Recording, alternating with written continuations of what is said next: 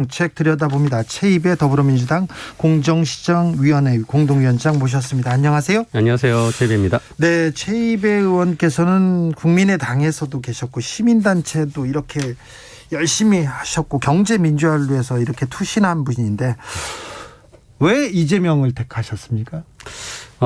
말씀대로 제가 한 20년 넘게 경제민주화, 공정경제를 위해서 이제 일을 했었고. 재벌개혁을 위해서도 노력하셨죠? 예. 그래서 이제 아무튼, 정치에서 가장 큰 이벤트라고 할 수 있는 대선에 저 역시 좀 참여해서 저의 목소리를 내야 되고, 그렇다면 저와 생각이 비슷하면, 당과 후보를 찾을 수밖에 없고요. 네. 그런 면에서는 이제 이재명 후보가 얘기한 그런 말씀하시는데 공정한 경제 없이는 혁신, 창의, 성장이 없다 이런 말씀을 하셨어요. 그래서 네.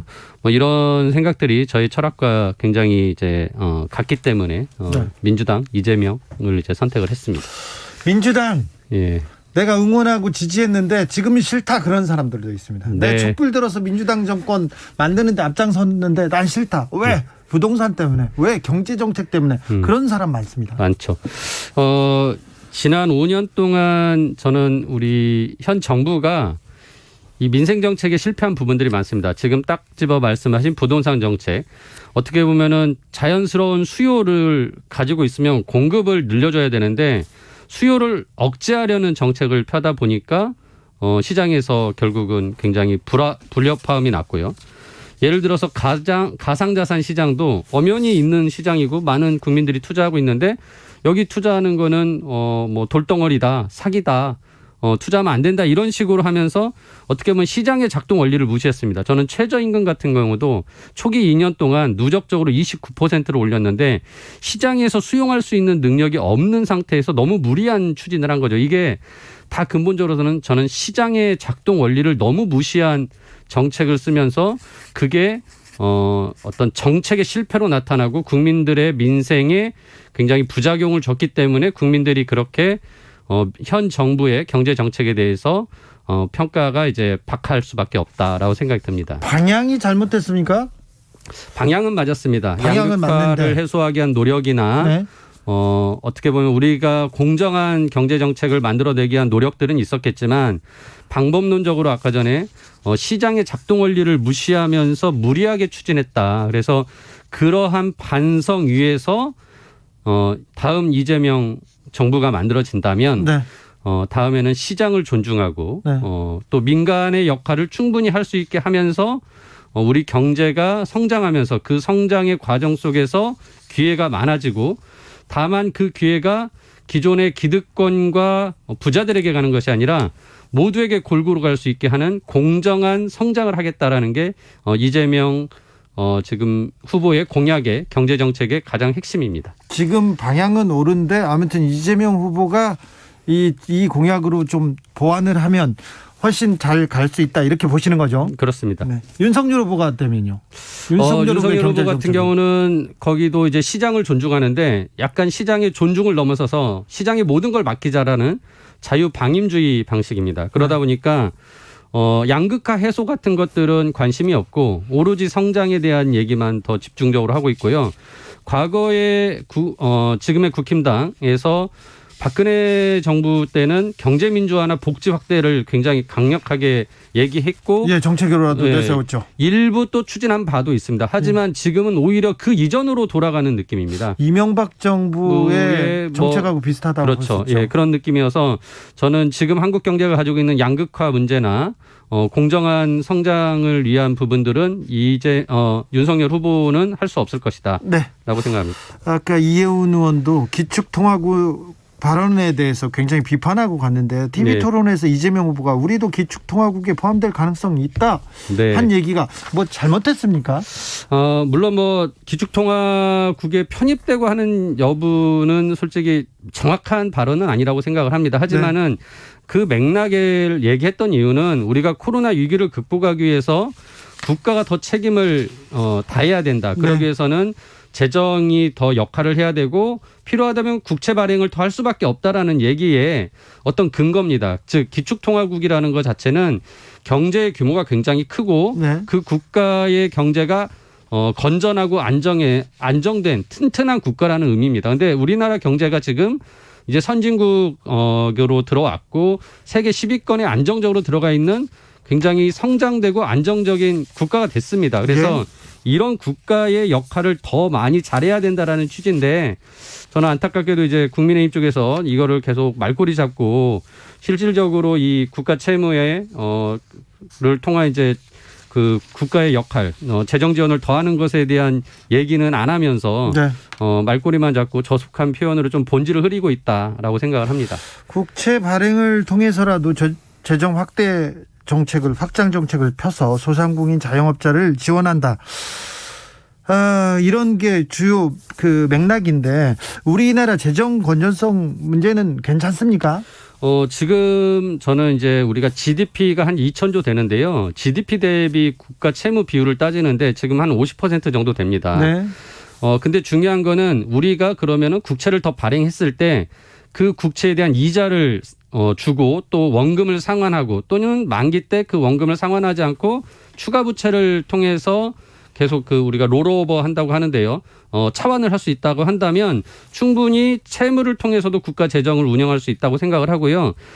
지금 우리나라의 경제 규모나 안정성을 봤을 때 충분히 우리가 이자나 원금에 대한 부담 없이 국가를 운영할 수 있습니다. 따라서 추가적으로 코로나 위기 극복이라는 일시적으로 큰 재원이 필요할 때 국채를 발행해서 충분히 할 수 있다라고 생각을 합니다. 3116님께서 부동산 정책에는 모범 답안은 없는 것 같습니다. 결과에 따라 평가받을 뿐이죠. 얘기합니다. 부동산 가격이 지금 하향 안정세로 가고 있다. 이런 분석이 계속 나오고 있는데 부동산 시장 어떻게 보십니까? 부동산 정책이 지금까지 있었던 부동산 정책 그리고 이재명의 부동산 정책이면 부동산 안정화 시킬 수 있습니까? 가장 중요한 건 아까 말씀드렸다시피 수요를 억제하는 것이 아니라 수요에 맞게 공급을 늘려주는 것이고요. 네. 공급을 늘리는 데에 대한 의지를 굉장히 많이 표명을 했습니다. 그리고 그 과정이 언론에서는 주로 공공 그리고 또는 임대에 대해서 포커스를 맞추고 있지만 실제적으로 내용을 자세히 들여다보면 공공과 민간이 함께하고 임대만 하는 것이 아니라 분양도 하고 있습니다. 따라서 굉장히 균형 잡힌 부동산 정책을 지금 공급 정책을 제시하고 있고요. 따라서 이런 부분들이 시장에서 어느 정도 수용되고 있기 때문에 가격 안정화의 현재 추세로 들어가지 않나 싶습니다.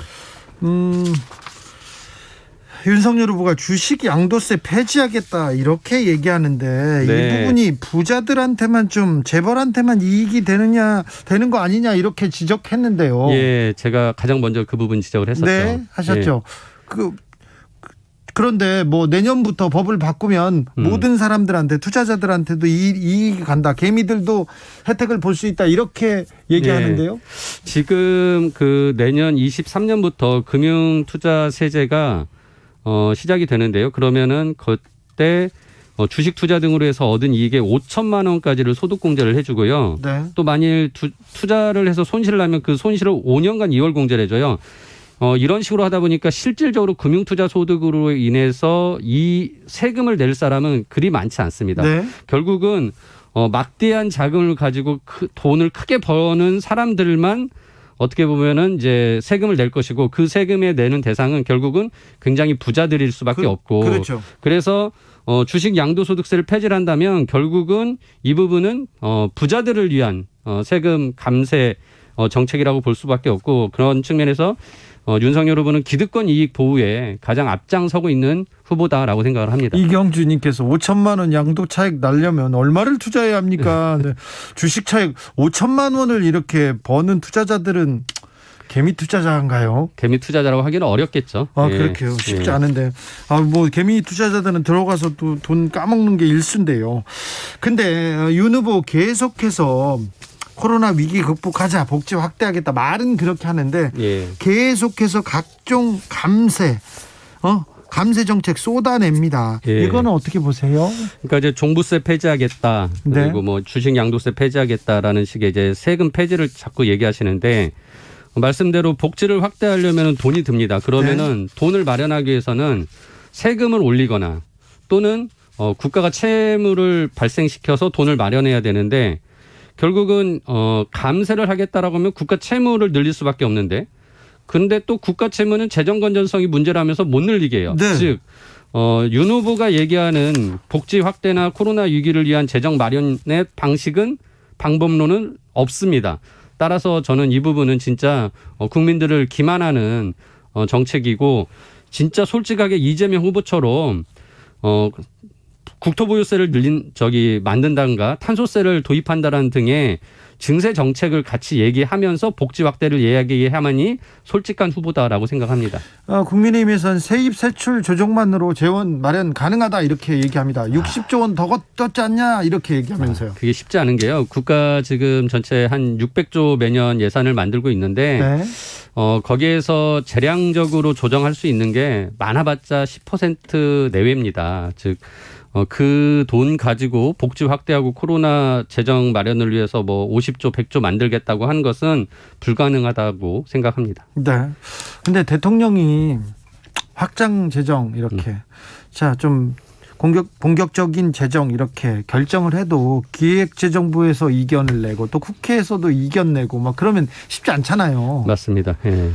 그런데 지금 이재명 후보의 공약, 예. 윤석열 후보의 공약, 이게 기획재정부를 이게 통과할 수 있을지 일단 뭐 첫 관문이 될 것 같아요.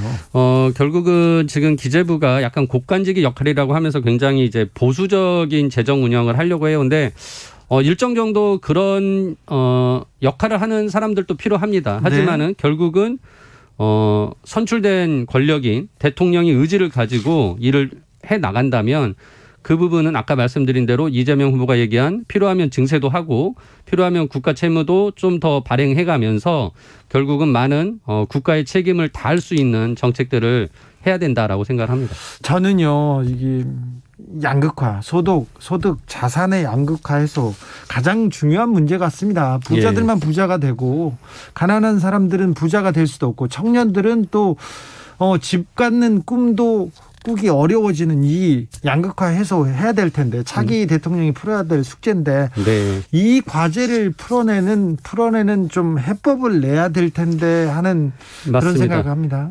그런 측면에서 저는 이제 양극화의 가장 그 본질이 어디 있냐 보면은 결국은 임금 격차입니다. 대기업과 중소기업에서 일하는 노동자의 임금 격차고 또 네. 정규직과 비정규직의 고용 형태에 따른 임금 격차인데요.